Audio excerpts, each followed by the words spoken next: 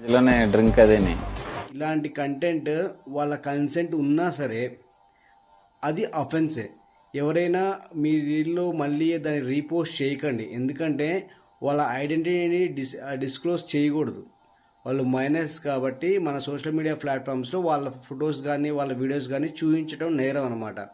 ఎవరైనా మన మీద కంప్లైంట్ ఇస్తే అది మనకి చాలా ప్రాబ్లం అవుతుంది.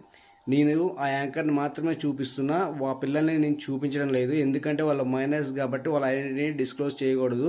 ఇలాంటి మైనస్తో ఇంటర్వ్యూలు చేసే వాళ్ళు చాలా జాగ్రత్తగా ఉండండి. ఎవరైనా మీ మీద కంప్లైంట్ ఇచ్చినా, మీ మీద పోలీసులే సుమోటోగా కేసు ఫైల్ చేసినా మీకు చాలా పెద్ద ప్రాబ్లం అవుతుంది. IT act, JJ act, juvenile justice act, IT act, అలాగే POCSO act. POCSO act section 7, 8, 11, 12, JJ act section 74, IT యాక్ట్లో సెక్షన్ 67 అండ్ 67A.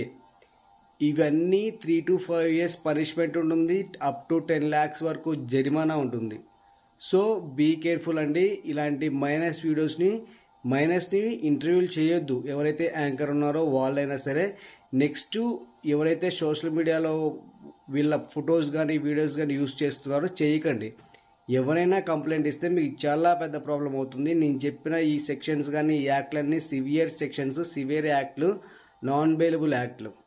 సో దయచేసి మైనర్స్తో ఎలాంటి కంటెంట్ ప్రిపేర్ చేయొద్దు. ముఖ్యంగా సెక్సువల్ టాక్స్ వాళ్ళతో చేయొద్దు. వాళ్ళ కన్సెంట్ ఉన్నా సరే అది అఫెన్సే అవుతుంది.